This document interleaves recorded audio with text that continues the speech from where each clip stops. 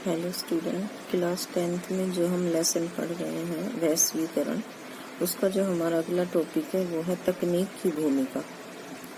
तो जो हमने पहले लेसन पढ़ा है उसमें जितना भी हमने पढ़ा है उसमें हमने देखा कि तकनीक के बिना वैश्वीकरण का आना संभव नहीं था।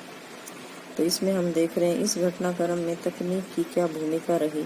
जो भी ऊपर हमने पढ़ा उसमें तकनीक की क्या भूमिका रही। तकनीक से क्या हुआ कि रेलवे आई, भाप के जहाज बनाए गए, टेलीग्राफ बनाया गया, ये वहाँ की देन रही। ये सभी तकनीकी बदलाव बहुत ही महत्वपूर्ण रहे। इसके बिना 19वीं सदी में आए परिवर्तन की कल्पना भी नहीं की जा सकती थी। यानी भाप के इंजन, संचार के साधन, टेलीग्राफ, ये सभी तकनीक की देन उसी काल में रही। इनके बिना 19वीं सदी में हम आय परिवर्तन की कल्पना नहीं कर सकते थे, यानी कि वैश्वीकरण की कल्पना हम नहीं कर सकते थे कि किसी भी प्रकार की तकनीकी प्रगति के पीछे कोई न कोई सामाजिक, राजनीतिक और आर्थिक कारक मौजूद होते हैं। सामाजिक मतलब समाज से संबंधित, राजनीति मतलब राजनीति चीजें होती हैं, सरकार का बनना, किस तरह से बनना, और आर्थिक पैसे से संबंधित जो होता है वो सब, ये सारी चीजें जो होती हैं वो किसी तकनीकी प्रगति के पीछे मौजूद होती हैं। उदाहरण के लिए औपनिवेशीकरण एक शब्द होता है, उपनिवेश एक होता है औपनिवेश। उपनिवेश का मतलब होता है कि कोई शक्तिशाली देश किसी कमजोर देश पर शासन करता है, तो जो कमजोर देश है उसको उपनिवेश कहा जाता है, और जो शासन करता है यानी जो मालिक देश होता है उसको औपनिवेश के नाम से जाना जाता है। तो उपनिवेश और औपनिवेश ये दो शब्द हैं। तो उदाहरण के तौर पर औपनिवेश के कारण यातायात और परिवहन साधनों में भारी सुधार आया। जब लोगों ने एक देश के ऊपर शासन करना शुरू कर दिया तो उन्होंने उस देश में व्यापार करने के लिए वहां पर परिवहन के साधनों को शुरू किया, ताकि वहां ज्यादा से ज्यादा वो व्यापार कर सके। जैसे कि हमारे देश में जब अंग्रेजों ने शासन किया था तो रेलवे का आविष्कार किया, यहाँ की सड़कें सुधारी गई, यहाँ पर रेलवे स्टेशन बनाए गए, रेलवे लाइनें बिछाई गई। ठीक उसी तरह से जहाँ पर भी शासन किया जाता है वहाँ पर यातायात और परिवहन के साधनों में सुधार किया जाता है। तेज चलने वाली रेलगाड़ियां बनी, बोगियों का भार कम किया गया, जलपोतों का आकार बढ़ाया, जिससे किसी भी उत्पाद को खेतों से दूर दूर के बाजारों में कम लागत पर ज्यादा आसानी से पहुंचाया जा सके। वो अपनी सुविधा के लिए ऐसा करते थे।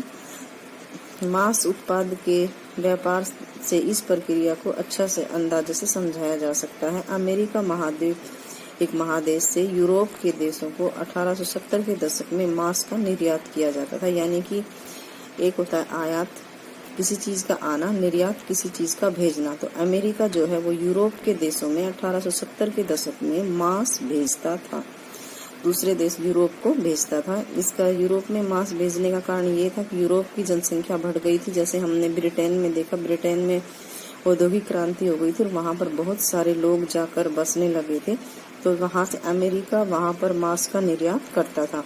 उस समय केवल जिंदा ही जानवरों को भेजा जाता था, क्योंकि तकनीकी सुविधा नहीं थी, इसलिए यदि मांस जानवर को ही भेजते थे, क्योंकि वहां पर यदि मांस को काटकर यूरोप में भेजा जाता तो मांस रास्ते में ही खराब हो जाता था, इसलिए जानवरों को ही सीधा भेज दिया जाता था और वहां जाकर जानवरों को काटा जाता था,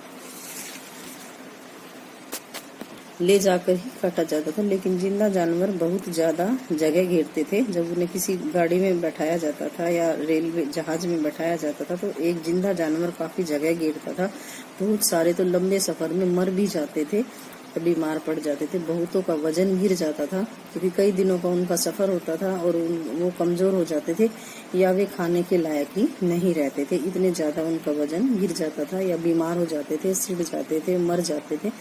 लेकिन इसी वजह से मांस खाना एक महंगा सौदा हो गया था। यूरोप के गरीबों की पहुंच से बिल्कुल ही बाहर था, क्योंकि गरीब महंगी चीज को नहीं खा सकते थे। दूसरी तरफ ऊंची कीमतों के कारण मांस उत्पादों की मांग और उत्पादन भी कम था।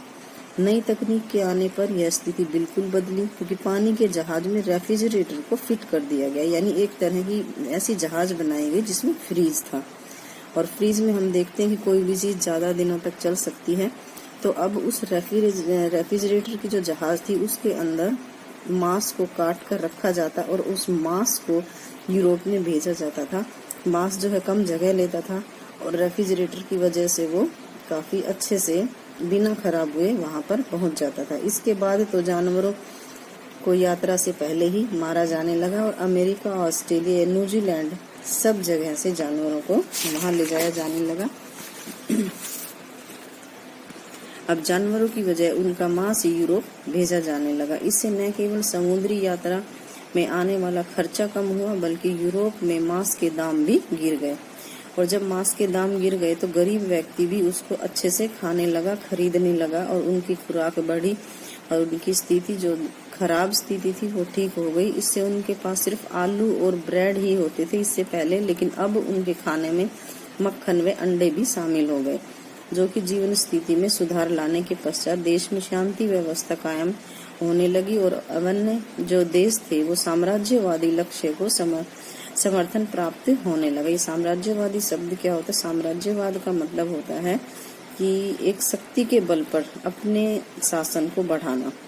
जैसे कि राजा लोग रहते थे, वो लड़ाई करके अपने साम्राज्य को बढ़ाते थे। साम्राज्यवाद का मतलब होता है अपने शासन को बढ़ाना बलपूर्वक। अगला इसमें जो हमारा टॉपिक है वो साम्राज्यवाद से संबंधित है। जब लोगों के पास खाने को सब कुछ हो गया, वो शांति से रहने लगे, तो उन्होंने साम्राज्यवाद को बढ़ाना शुरू कर दिया।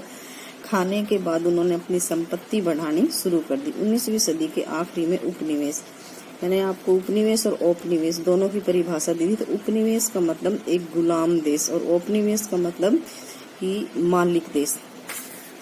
तो इसमें 19वीं सदी के आखिरी दशक में आकर व्यापार बढ़ा और बाजार तेजी से फैलने लगे, क्योंकि 19वीं सदी में रेफ्रिजरेटर आ गया था, लोगों के पास पैसे हो गए थे, तो इससे क्या व्यापार बढ़ने लगा। लोग तंदुरुस्त थे, उनका दिमाग सही से चलता था। ये केवल फैलते व्यापार और संपन्नता का ही दौर नहीं था, हम इसमें एक शाही पक्ष का भी नजरअंदाज हम नहीं कर सकते। व्यापार में इजाफा और विश्व अर्थव्यवस्था के साथ निकटता का एक परिणाम यह हुआ कि दुनिया के बहुत सारे भागों में स्वतंत्रता और आजीविका के साधन छिनने लगे। 19वीं सदी के आखिरी दशक में यूरोपियों की विजय में बहुत सारे कष्टदायक आर्थिक, सामाजिक और पारिस्थितिकीय परिवर्तन किए गए और औपनिवेशिक समाज को विश्व अर्थव्यवस्था में समाहित कर लिया गया। जरा अफ्रीका के मानचित्र में हम इस चीज को अच्छे से समझते हैं। 19वीं सदी के आखिरी दशक तक यूरोप के देश जो है वो विजय प्राप्त करने के लिए दूसरे देश के ऊपर अपना अधिकार जमाने लगे और बहुत सारे कष्टदायक आर्थिक, सामाजिक स्थिति जो है उनके सामने पैदा होगी। जैसे हमने सभी को पता होगा कि अंग्रेजों ने जब हमारे ऊपर शासन किया तो हमने आर्थिक, सामाजिक, राजनीतिक सभी समस्याओं का सामना करना पड़ा। देशों की सीमाएं तो बिल्कुल सीधी लकीर जैसी ही है। ये कह रहे हैं कि हम इसमें देखेंगे कि अफ्रीका के मानचित्र में हम देखेंगे कि इसमें कई ऐसी जगह हैं जहां बिल्कुल ही सीधी लाइन की तरह से खींची गई है। ये सब साम्राज्यवाद या उपनिवेशवाद का ही अर्थ है। यानी जब लोग उसके ऊपर शासन करते थे तो वो इस तरह से जमीन को बांटते थे कि लाइन की तरह से खींचकर ही जमीन वो लेते थे। दुर्भाग्यवश यही हुआ कि यूरोपीय विभिन्न ताकतों के द्वारा अपने अपने क्षेत्रों को बांटने एवं अफ्रीकी महादेश के अधिक भाग पर कब्जा करने की कोशिश किए जाने के क्रम में इसी प्रकार के तरकीबों की मदद लेने लगा। 1885 में यूरोप के ताकतवर देशों की बर्लिन में एक बैठक हुई। बर्लिन एक स्थान का नाम है जिसमें अफ्रीका के नक्शे पर इस तरह की लकीरें खींच दी जिनको आपस में बांट लिया गया। लकीरें नक्शे में खींची यानी कि उसकी जमीन को इस तरह से बांटा गया। 19वीं सदी के आखिर में ब्रिटेन और फ्रांस ने अपने शासन वाले विदेशी क्षेत्रफल में भारी वृद्धि कर ली। यानी कि वहां पर 19वीं सदी में ब्रिटेन और फ्रांस ये जो हैं ये अपना साम्राज्य बढ़ाने लग गए थे। बेल्जियम और जर्मनी नए औपनिवेशिक ताकत के रूप में सामने आए। बेल्जियम और जर्मनी भी अपना देश जो है वो कब्जा करने लग गए थे, अपना शासन बढ़ाने लग गए थे। पहले स्पेन के कब्जे में रह चुके कुछ उपनिवेशों पर कब्जा करके 1890 के दशक के आखिरी वर्षों में संयुक्त राज्य अमेरिका भी औपनिवेशिक ताकत बन चुका था। औपनिवेशिक मतलब अमेरिका भी एक मालिक बन चुका था, कई छोटे छोटे देशों पर कब्जा कर चुका था वो भी। आइए देखें कि उपनिवेश में औपनिवेशिक समाजों की अर्थव्यवस्था और रोजी रोटी के साधनों पर क्या असर पड़ा। ये हमारा अगला टॉपिक रहेगा।